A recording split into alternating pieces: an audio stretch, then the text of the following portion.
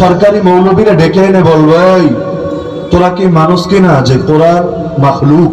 আল্লাহ সৃষ্টি করছে, আল্লাহর সিফত বলতে কিচ্ছু নাই, আল্লাহ সিফত নাই, আল্লাহ এক। যদি মানে আল্লাহ সিফত আছে, আল্লাহ অনেক হয়ে যায়, নাউযুবিল্লাহি মিন যালিক। তো তোদের মানা লাগবে কোরআন এটা আল্লাহ বানাইছে, আল্লাহ সৃষ্টি করছে, আল্লাহ এটা তৈরি করেছে, এটা আল্লাহর কালাম, মানে আল্লাহর একটা গুণ, এটা তোরা মানবি না। তো এখন সবাই রাখলো এক এক করে, বিশেষভাবে বিচারক যারা ছিল, অন্যান্য পদে যারা ছিল। তো এখন জানে সবাই খলিফা মামুনের রাগ কি পরিমাণে।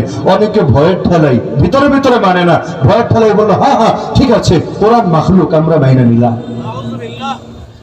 এরপরও তার জিদ মিটল না, তার মাথায় আসলো খালি সরকারি মৌলবীরা মানলে হবে না, হক তো কায়েম করতে হবে, অন্য নজরে তো সেটাই হক।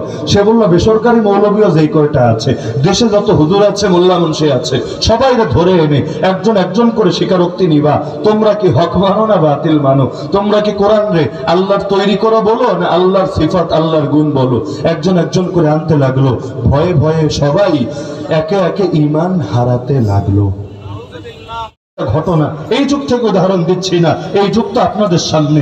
এ ধরনের একটা ঘটনা ঘটেছিল ইমাম আহলে সুন্নাহ ওয়াল জামাআহ ইমাম আহমদ বিন হাম্বল রাহিমাহুল্লাহর সাথে। চার ইমামের এক ইমাম না, ইমাম আহমদ বিন হাম্বল রাহিমাহুল্লাহর সাথে। তখন হলো আব্বাসী খলিফা মামুনের যুগ। আব্বাসী মানে আব্বাস রাদিয়াল্লাহু আনহু বংশধর, নবীর আত্মীয়। কিন্তু নবীর আত্মীয় হলেই সবাই যে হুসাইনের মতো হবে এমন তো না, নবীর আত্মীয় হয়েও কেউ তো কেনানের মতো হয়। আব্বাসী খলিফা মামুন যুদ্ধ করতে গিয়েছে রোমকদের সাথে, সেখানে সফলতাও পেয়েছে, রোমকদেরকে হারিয়েছে, রোম সম্রাট সন্ধির প্রস্তাব দিয়েছে। কিন্তু বেচারা কয়েকদিন থেকে বহু ঝামেলায় ফেসে আছে, রোমকদেরকে দমায়, অন্য বিদ্রোহী মাথাচাড়া দেয়, ওই বিদ্রোহীদের সঙ্গে যুদ্ধ করতে যায়, এরা সন্ধি ভেঙে পেছন দিয়ে আবার হামলা করে দেয়। খুব পেরেশানিতে, সে বুঝতেই পারছে না কাহিনী কি, এত ঝামেলার মধ্যে পড়ে গেলাম কেন। তার মাথায় আসলো তাহলে একটা কাজ করতে হবে, আমার মধ্যে যে আকীদা আছে, আকীদা সমাজে প্রতিষ্ঠা করে দিতে হবে। মানে আকীদার চ্যাপ্টারটাই এমন, কুল্লু হিজবিন বিমা লাদাইহিম ফারিহুন, প্রত্যেকে নিজেরটা নিয়ে মহা খুশি। এই দেশে যাদেরকে আপনারা বেদাতি বলেন, ওরা কি নিজেদেরকে বেদাতি মনে করে? ওরা তো মনে করে ওরাই খাঁটি সুন্নি, ওরাই খাঁটি আশিক, আপনাদেরকে উল্টা মনে করে বেদাতি। যার কারণে গালি তো দেয় খারেজি ওয়াহাবি। কওমি মাদ্রাসাকে রাজবাড়িতে পর্যন্ত বলে খারেজি মাদ্রাসা। এই যুগে ঈশা ওয়াহাবি তো আছেই, খারেজি মাদ্রাসা ওয়াহাবি মাদ্রাসা আপনাদের ধামরাই তো হয়তো নাই, কিন্তু কাছাকাছি গেলে মানিকগঞ্জে বলে আপনারা টের পেয়ে যাবেন এই বাস্তবতার কথা। তো প্রত্যেকে তো নিজেরা হক মনে করে। এখন খলিফা মামুন বেচারা মুতাজিলাদের ফাঁদে পা দিয়ে বসেছিল। মুতাজিলা হলো এমন একটা ভ্রান্ত গোষ্ঠী যারা যুক্তির পূজা করে, যুক্তিটা যদি না ধরে রবের আয়াত অস্বীকার করতেও দ্বিধা করে না। আল্লাহ বলেন যে আল্লাহরে মানুষ দেখবে, দেখবেন না আল্লাহরে? জান্নাতে গিয়ে দেখবেন ইনশাআল্লাহ, যে দিদার নসিব হলে জান্নাতের সব নেয়ামতের সামনে বড় তুচ্ছ মনে হবে। কিন্তু ওরা স্বীকার করে না, না না আল্লাহর দেখবো না, দেখা সম্ভব না। আল্লাহরে কেমনে দেখবো? আল্লাহর কি শরীর আছে? আল্লাহর কি অঙ্গ আছে? আল্লাহর কি চেহারা আছে? আল্লাহর কি দিক আছে? আল্লাহর কি আকৃতি আছে? এটা আছে, সেটা আছে, সেটা আছে। যুক্তি টেনে বলেন আল্লাহরে দেখবো না, আল্লাহ যেটা বলেছেন এটা অন্য অর্থে বলেছে। তো এই মুতাজিলাদের খপ্পরে পড়ে গিয়েছিল খলিফা মামুন। তো জীবনের প্রথমে আকীদা খালি নিজের মধ্যে ছিল, কিন্তু হঠাৎ করে তার মাথায় আসলো আমি মরার আগে যদি আকীদা সমাজে এস্টাবলিশ করে না যেতে পারি তাহলে আমি বৃথা। ইতিহাস আমাকে ভালো বলবে না, আকীদা কায়েম করে যেতে হবে। এই মুতাজিলারা নিজেদেরকে তাওহীদবাদী বলতো, ওদের নামই তো হলো আহলুল আদলি ওয়াত তাওহীদ। ওরা ইনসাফের কথা বলে, তাওহীদের কথা বলে। তো জালেমরা এমন তাওহীদ মানতো, আল্লাহর সিফাতকে অস্বীকার করতো। আমরা আল্লাহর সিফাত স্বীকার করি না। আমার আল্লাহর ইলম আছে, আল্লাহ জানেন। আমার আল্লাহর দর্শন আছে, আল্লাহ সব দেখেন। আমার আল্লাহর শ্রবণ আছে, আল্লাহ তাআলা সব শোনেন। আমার আল্লাহর কুদরত আছে, তিনি সর্ববিষয়ে পরিপূর্ণ ক্ষমতাবান। আমার আল্লাহর কালাম আছে, তিনি কালাম করেন, কথা বলেন। আল্লাহর কালাম এই পবিত্র কোরআন। কিন্তু আল্লাহ সিফাত স্বীকার করতো না। আমরা বলি আল্লাহর সিফাত এটা আল্লাহর সঙ্গে সম্পর্কিত। আল্লাহ যেমন চিরন্তন, আল্লাহর কোনো শুরু নাই, আল্লাহর কোনো শেষ নাই। আল্লাহ আদি, আল্লাহ অন্ত, আল্লাহর কোনো আদি নাই, আল্লাহর কোনো অন্ত নাই। একইভাবে আল্লাহর সিফাত, যেমন আল্লাহ জানেন, কবে থেকে জানেন? যখন থেকে তিনি তখন থেকে জানেন। আল্লাহ শোনেন, কবে থেকে শোনেন? যখন থেকে তিনি তখন থেকে শোনেন। আল্লাহ কালাম করেন, কখন থেকে কালাম করেন? যখন থেকে আছেন তখন থেকে কালাম করেন। আল্লাহর কালাম মাখলুক না, আমরা মাখলুক, আমরা সৃষ্টি হয়েছি। আল্লাহর কালাম মাখলুক না, বরং আল্লাহ যখন থেকে আল্লাহর কালাম হতে বলবে। নাজিল আল্লাহ কোনটা আগে করেছেন কোনটা পরে, কিন্তু আল্লাহ যখন থেকে তার কালাম তখন থেকে মুতাজিলারা মানতো না। খলিফা মামুনের মাথায় আসলো এবার মানাতে হবে, সোজা আঙ্গুলে ঘৃণা উঠবে, আঙ্গুল বাঁকে করতে হবে। জিহাদের ময়দান দেখেন কোন জায়গায় বসে কি কাজ করে, জিহাদের ময়দান থেকে চিঠি পাঠালো বাগদাদের গভর্নর ইসহাক বিন ইব্রাহিমের কাছে, যে তুমি সর্বপ্রথম আমাদের সরকারি যত মৌলবী আছে, কারণ রাষ্ট্র যখন ইসলামী হয় তখন রাষ্ট্রীয় পদগুলোতে তো এলেম ওয়ালারাই আঁকড়ে রাখে, এবং এক দেশে একরকম শিক্ষা ব্যবস্থাই থাকে ইসলামী রাষ্ট্রে, দেশ একটা শিক্ষা ব্যবস্থা বহু রকম, এটা তো দেশের জন্য খুব একটা সুখকর হয় না। এই যে আমাদের বাচ্চা কাচ্চাগুলো স্কুলে পড়ে, আপনারা কি নাস্তিক বানানোর জন্য স্কুলে পড়ান? আচ্ছা, ওরা যে স্কুলে পড়ে ডাক্তার হবে, ইঞ্জিনিয়ার হবে, ওদের কোরআন দরকার নেই, ওদের হাদিস দরকার নেই, ওদের আকীদা দরকার নেই, ওদের দ্বীন আর শরীয়তের দরকার নেই।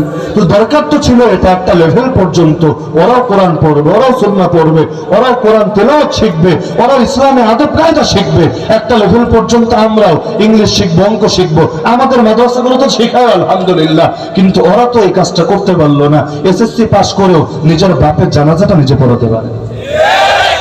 তো এখন প্রথম প্রস্তাব দিল সব সরকারি মৌলবীরা ডেকে এনে বলবো, এই তোরা কি মানুষ কিনা যে তোরা মাখলুক, আল্লাহ সৃষ্টি করছে, আল্লাহর সিফত বলতে কিচ্ছু নাই, আল্লাহ সিফত নাই, আল্লাহ এক, যদি মানে আল্লাহ সিফত আছে আল্লাহ অনেক হয়ে যায়, নাউযুবিল্লাহি মিন যালিক। তো তোদের মানা লাগবে কোরআন এটা আল্লাহ বানাইছে, আল্লাহ সৃষ্টি করছে, আল্লাহ এটা তৈরি করেছে, এটা আল্লাহর কালাম, মানে আল্লাহর একটা গুণ, এটা তোরা মানবি না। তো এখন সবাই ডাকলো এক এক করে, বিশেষভাবে বিচারক যারা ছিল, অন্যান্য পদে যারা ছিল। তো এখন জানে সবাই খলিফা মামুনের রাগ কি পরিমাণে, অনেকে ভয়ের ঠেলাই ভিতরে ভিতরে মানে না, ভয়ের ঠেলাই বললো হ্যাঁ হ্যাঁ ঠিক আছে কোরআন মাখলুক আমরা মাইনে নিলাম।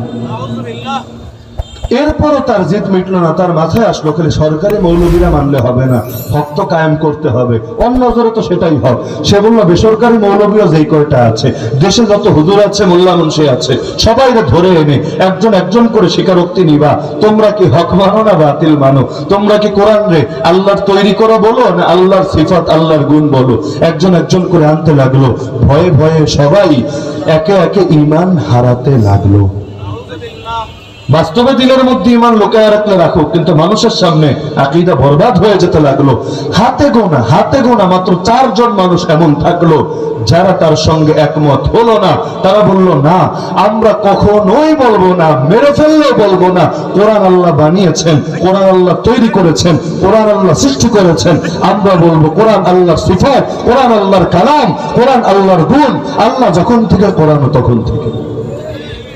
শুরু হয়ে গেল নির্যাতনের কবলে পড়ে 2 জন সেখানে আপোষ করে বসলো, বাকি থাকলো মাত্র 2 জন। এত বড় বাগদাদ, কিন্তু সেই বাগদাদের মধ্যে সকলেই আপোষ করে ফেললো। কেউ বাস্তবেই মেনে নিল, কেউ বাস্তবে তো মানে নাই, জান বাঁচানোর জন্য মিথ্যি স্বীকারোক্তি দিয়ে আসলো। হাতে গোনা মাত্র 2 জন আলেম টিকে গেল। একজনের নাম মুহাম্মদ বিন নূহ রাহমাতুল্লাহি আলাইহি, আরেকজনের নাম ইমাম আহমদ বিন হাম্বল রাহমাতুল্লাহি আলাইহি। এখন বাদশাহ জানিয়ে দিল এই 2টারে আমি হত্যা করব, এরা হলো বেয়াদব, এরা রাষ্ট্রদ্রোহী, এরা আমার ফরমান মানে না, এরা সহি আকীদা মানে না, এদেরকে আমি হত্যা করব, নিজের হাতে হত্যা করব, তাহলে লোকে ভয় পাবে, আর কোনোদিন আমাদের বিরুদ্ধে কথা বলতে আসবে না।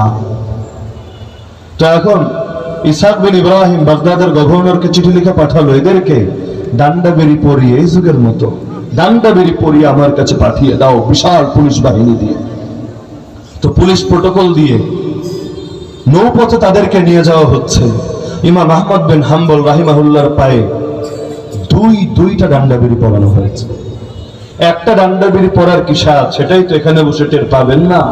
সেই ডান্ডাবেরি নিয়ে নামাজ পড়ার কি অনুভূতি, সেই ডান্ডাবেরি নিয়ে ঘুমানোর কি অনুভূতি, সেই ডান্ডাবেরি নিয়ে বাথরুমে বসার কি অনুভূতি, এখানে বসে জীবনে কল্পনা করতে পারবেন না। ইমাম আহমদ বিন হাম্বল রাহিমাহুল্লাহ যাচ্ছেন, কখনো সড়ক পথে, কখনো নৌপথে, নির্যাতন তো করারই হয়েছে, টর্চার করাই হয়েছে, এরপর ধরে বেঁধে এভাবে নিয়ে যাওয়া হচ্ছে। তখন তার বয়স 57 বছর, তার মানে কোন টকবগে নওজোয়ান না, মুরব্বী হয়ে গেছেন প্রায়, অসুস্থ মানুষ, এভাবে নিয়ে যাওয়া হচ্ছে। অপরাধ তার একটাই, সবাই আপোষ করেছে, মৌলবী তুই আপোষ করবি না কেন? সবাই তো মেনে নিয়েছে, মৌলবীর বাচ্চা তুই মানবি না কেন? নিয়ে যাচ্ছে আর যাচ্ছে। মাঝখানে আল্লাহর কি কুদরত। এক বুদ্ধ, বুদ্ধ মানে মরুভূমিতে থাকে আর কি, বৌদ্ধ নাম, বেচারা এসে হঠাৎ করে ইমাম আহমদের সামনে হাজির। ইমাম আহমদ তো চিনেন না, তিনি ইমাম, তারে সবাই চেনে, তিনি তো আর দুনিয়ার সবাই চেনেন না। এসে বলল, হে আহমদ শোনো, তুমি একজন ঠিক আছে, কিন্তু তোমাকে অনুসরণ করে এই দেশের সবাই। সুতরাং খালি নিজের নিয়ে ভেবো না, তুমি একটা বার আপোষ করার মানে হলো এই দেশের সকল মানুষের ঈমান বরবাদ হওয়া। সবাই তো আপোষ করেই নিল, বাকি রইল তোমরা দুজন যদি আল্লাহরে ভয় না করো, তোমরা যদি জালেমের জুলুম দেখে আপোষ করে বসো, এখানে আর মুসলমান থাকবে না, সব তো জাহান্নামী হয়ে যাবে। আহমদ, আমি বুড়া, কিন্তু তোমার একটা উপদেশ আমি দিয়ে যাচ্ছি, সর্বদা মাথায় রাখবা, ইন আইস্তা আইস্তা হামিদা ওয়া ইন মুত্তা মুত্তা শাহীদা। যদি তুমি আপোষ না করো, যদি জমিনে বেঁচে থাকো এরপরও, তাহলে প্রশংসিত হয়ে মাথা উঁচু করেই বেঁচে থাকবা। কারণ মাজলুম যারা হয় তাদের মহাব্বত আল্লাহ প্রত্যেকের দিলে ফেলে দেয়। আর যদি মরেও যাও, ঘাবড়াবা না মোটেও, শহীদ হবা তুমি, শুহাদায়ে কেরামের সাথে মিলিত হবে জান্নাতে।